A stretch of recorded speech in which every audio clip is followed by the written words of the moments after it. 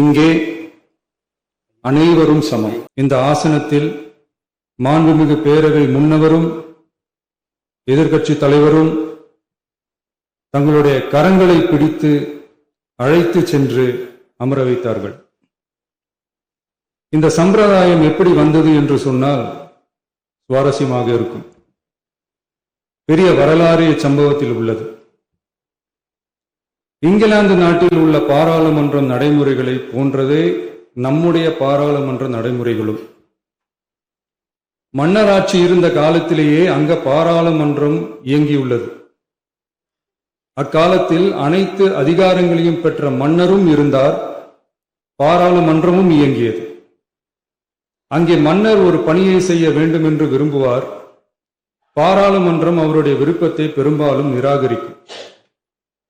மன்னர் விரும்பிய காரியத்தை பாராளுமன்றம் நிராகரித்து விட்டது என்கிற செய்தியை மன்னருக்கு சொல்ல வேண்டியவர் பாராளுமன்ற தலைவர், ஸ்பீக்கர் என்பார்கள். பாராளுமன்றத்தின் கருத்தை மன்னரிடம் சொல்ல வேண்டியவர் ஸ்பீக்கர். அதற்கு துணிவு வேண்டும்.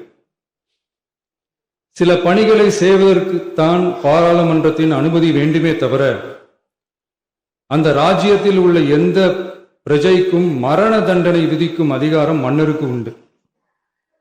தான் விரும்பியதை பாராளுமன்றம் நிராகரித்து விட்டது என்று சொல்லும் ஸ்பீக்கருக்கு மரண தண்டனை விதிக்கும்படி ஆணையிடுவார். தலையை வெட்டி விடுங்கள் என்று ஆணையிடுவார்கள். இது பலமுறை நடந்ததால் யாருமே இந்த ஸ்பீக்கர் பதவிக்கு வர விரும்ப மாட்டார்கள். எனவே புதிதாக பாராளுமன்றம் அமையும் போது ஸ்பீக்கர் பதவிக்கு ஒருவர் அறிவிக்கப்பட்டவுடன் அவர் உடனே தலை தப்பித்தால் போதும் என்று ஓட்டம் பிடிப்பார். அணை முன்னவரும் எதிர்க்கட்சி தலைவரும் அவரை தடுத்து நிறுத்தி அவர் கைகளை பிடித்து இழுத்து வந்து ஆசனத்தில் அமர வைப்பார்கள். இதுதான் அந்த காலத்தில் இருந்து வந்த மரபு.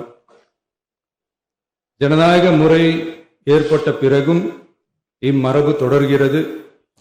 நிச்சயமாக தமிழக வெற்றி கழக உறுப்பினர்கள் அனைவருமே உங்களுக்கு உதவிகரமாகவே இருப்பார்கள் என்கிற வாக்குறுதியை இந்நேரத்தில் அளிக்க விரும்புகிறேன்.